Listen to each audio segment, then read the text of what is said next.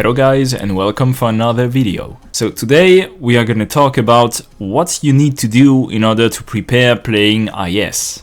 This video will be divided in 4 parts. First of all, let's discuss building operators. In IS, you have to recruit your own operators unless they are offered to you for free. In this case, you may be offered operators that you haven't even built yet. However, you still need to build a bunch of operators. Since 3-star and less operators cost nothing to build, I'll give you a rough list of the operators I think you should build before attempting the mode. For Sniper, you should absolutely build Cruise.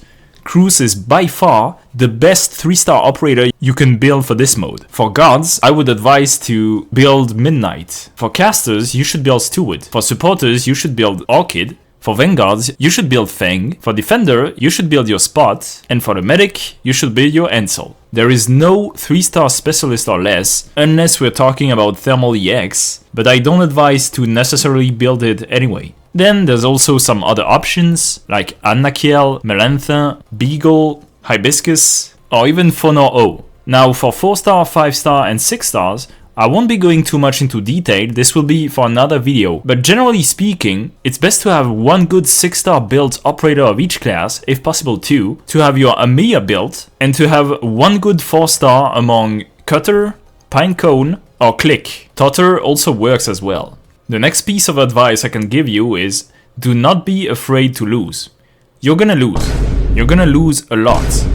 You're gonna lose basically all your runs at the beginning. And that's okay. Integrated Strategies is a roguelike. You are supposed to lose. And you are supposed to learn from your mistakes and get better over time, and only then can you expect to win. So do not be disheartened just because you lose your first 5, 10 or even 20 runs. Keep in mind that every time you complete a run, you still get some rewards, including LMD, battle records, materials, skins and other stuff. And depending on the IS, you can also get some upgrades for future runs. So it's not like all your progress is entirely lost. Alright, now for the third piece of advice, you have to learn the basic mechanics of the game before. Stuff like aggro, redeploying units, getting back your DP, but also, I would say it's very important to know your operators before attempting a run. And I'm not only talking about knowing about the meta skill of an operator. For example, even though you're probably gonna use Ray's S3 every time, you still need to learn what her S1 and S2 do, because when you recruit her, she will only be E1 typically. So before you can E2 her, you're gonna be stuck with her S1 and S2. So therefore, even if her S3 is a meta skill,